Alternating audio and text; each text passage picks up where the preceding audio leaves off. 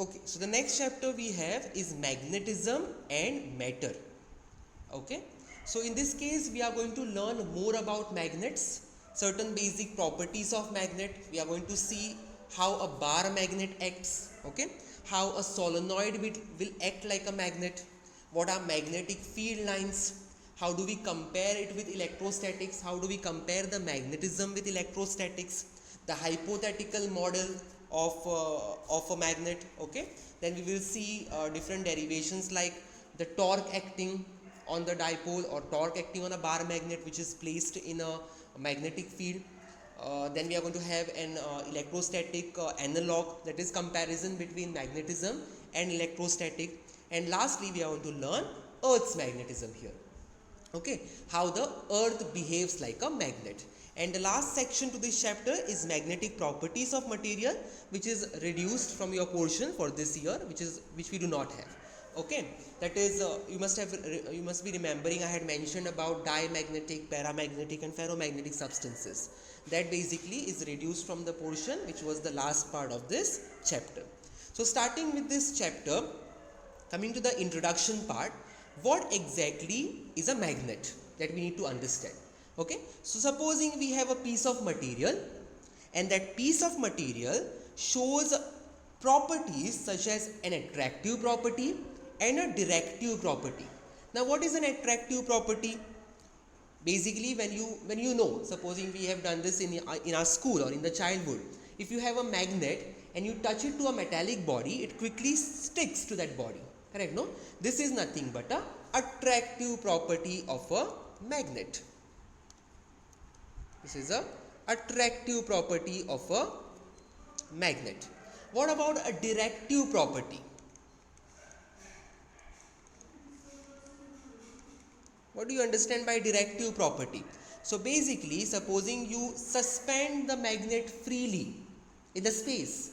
If you take a magnetic needle for instance and just suspend it freely in the air, in the space, what would happen in that case? That magnet will point along the north-south direction, correct? No, the pole, okay, basically the north pole of the magnet would point towards the geographical north, and the south pole of the magnet would point towards the geographical south. This is what we have been learning, correct? No, so this property of a magnet is called as the directive property. Okay, so any material which shows these two properties, that is the attractive property and a directive property, can be called as a magnet. We can call such material as a magnet. Okay, so the property of attracting small pieces of iron or maybe nickel or maybe cobalt is magnetism. So what do you mean by magnetism? If you have a material and you put that material in a iron filings, what will that material do? That material will attract all those iron filing towards itself. So all those iron filing will come and quickly stick to that particular material. So that is when we call that material as a magnet. Okay, so one ore of an iron which is called as magnetite. Okay, it is an ore of iron which is called as magnetite, which is a black iron oxide. It is nothing but black iron oxide. What is the formula? Chemical formula is Fe3O4. This is a natural magnet. This is basically a natural magnet. That means this material naturally shows magnetic properties. Okay, that is why we call it as a natural magnet. So obviously, since we have a natural magnet, there has to be something artificial magnet, man-made magnet, correct? No, so basically the natural magnet we have, that means we have certain artificial magnets also. So what are artificial magnets? The man-made magnets. Okay, so basically this magnetite shows the magnetic properties naturally. They acquire a property of natural magnets. Okay, so basically they are called as it is called as the natural magnet. And what is an artificial magnet? We have to indulge the magnetic property inside that material. We have to artificially put the magnetic properties inside that material. Then we can call it as an artificial magnet. Now we know that iron pieces can be magnetized. Correct? No, by certain processes, pieces of iron and other magnetic materials can be magnetized. So such materials are called as the artificial magnets. So what is the difference between the natural magnet and artificial magnet in terms of magnetism? So basically, natural magnets are going to have lesser magnetic properties, weak magnetic properties. Artificial magnets are man-made magnets, so you can manufacture them the way you want. So basically, your artificial magnets are going to have a stronger magnetic properties. Okay, so examples of artificial magnets are bar magnet. Okay, you must have seen a bar magnet. So bar magnet is an example of artificial magnet. Horseshoe magnet.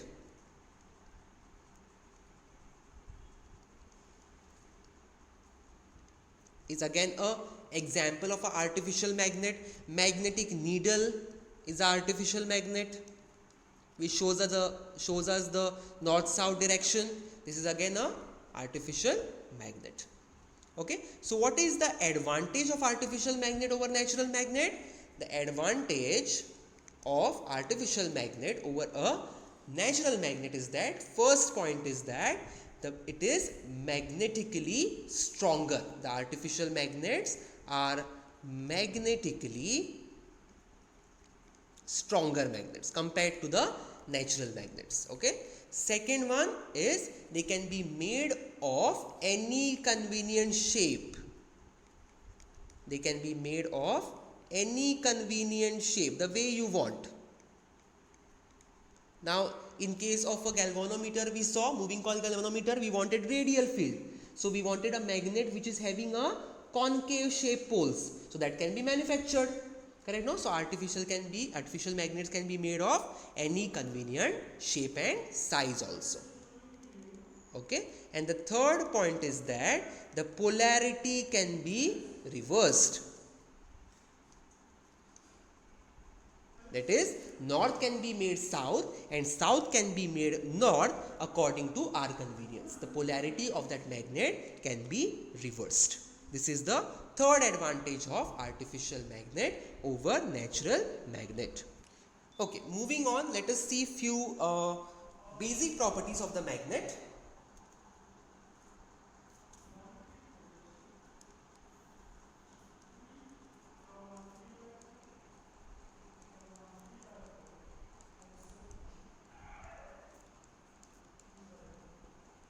Let us see few basic properties of the magnet. Under this, the first basic property is the attractive property. As we discussed just now, attractive property of a magnet. So once you dip a magnet in iron fillings, what is going to happen? They are going to cling to the ends of the magnet. You must have noticed, right? If you drop a magnet in the iron filings, what is going to happen is those iron filings are going to catch up, or iron filings are going to cling to the ends of the magnet. This is the attractive property. The attraction is maximum at the two ends of the magnet. So if this is my bar magnet, you have north and south, and you sprinkle the iron filings over here, most of the iron filings would be clinging towards the poles of that magnet, at the ends of the magnets, which are called as the poles, north pole and the south pole of the magnet. So this property is the attractive property. The second property which we have over here is directive property. As we discussed just now, what is directive property? Directive property is what? When a magnet is freely suspended, it always is going to point towards north-south direction.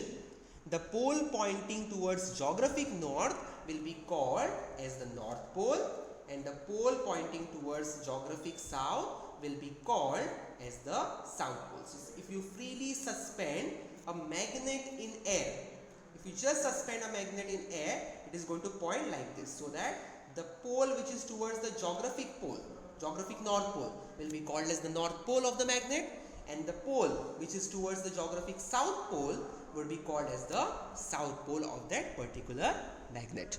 This is the second property, which is the directive property. The third property is non-existence of magnetic monopole. Non-existence of magnetic monopole. So basically you must be feeling that if you have a magnet and if you have a north pole and a south pole, if I just break this magnet into half, will I get a separate north pole and a separate south pole? No. In magnetism or in magnets, there is no monopole. It is always a dipole. A north pole and a south pole will always go together. So even if you break a magnet into two halves, the two halves which you get over here, these two halves which you get over here are going to behave as north pole and south pole. Automatically that will happen. So in magnetism, we do not have magnetic monopoles. The poles of the magnet cannot be separated. The north pole and south pole of a magnet cannot be separated.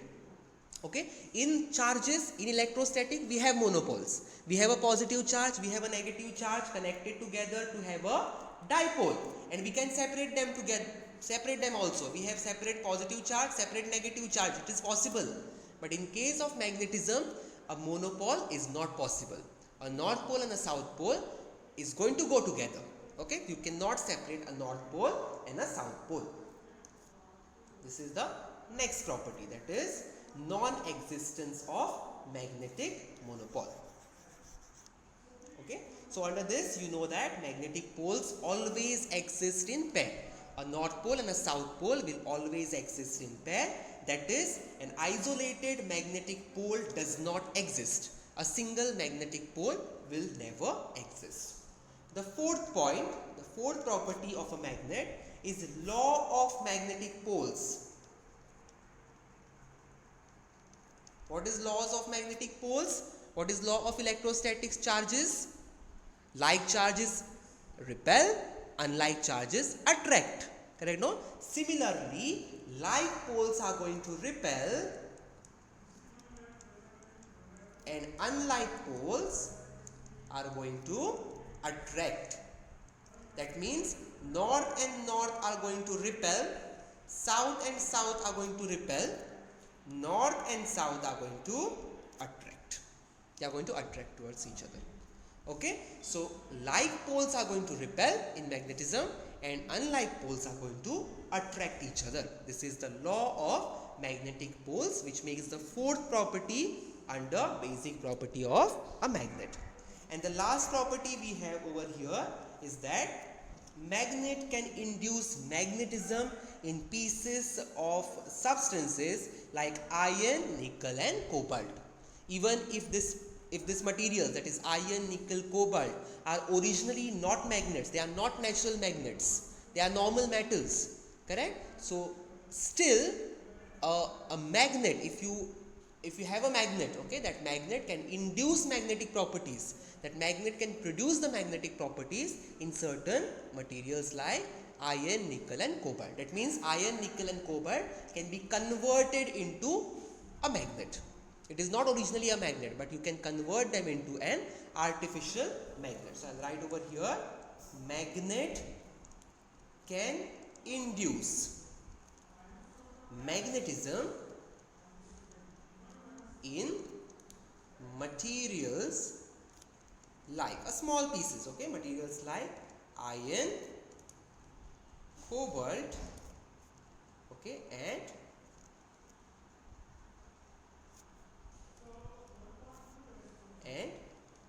nickel.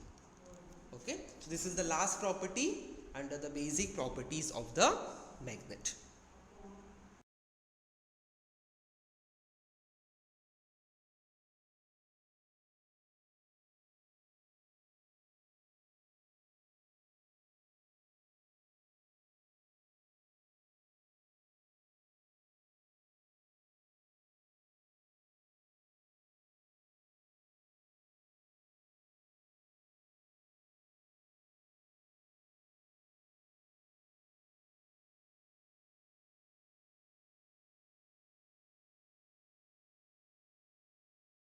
Okay, so we'll stop here for today. This is the introduction part of chapter 5, that is magnetism and matter. Okay, in the next class we'll learn in detail what exactly is a bar magnet, what are magnetic field lines, like how we have electric field lines, what exactly are the magnetic field lines, their properties, properties of magnetic field lines, and then we'll continue with the next part of the chapter. Okay, that is bar magnet as the equivalent solenoid. So for today we'll stop here.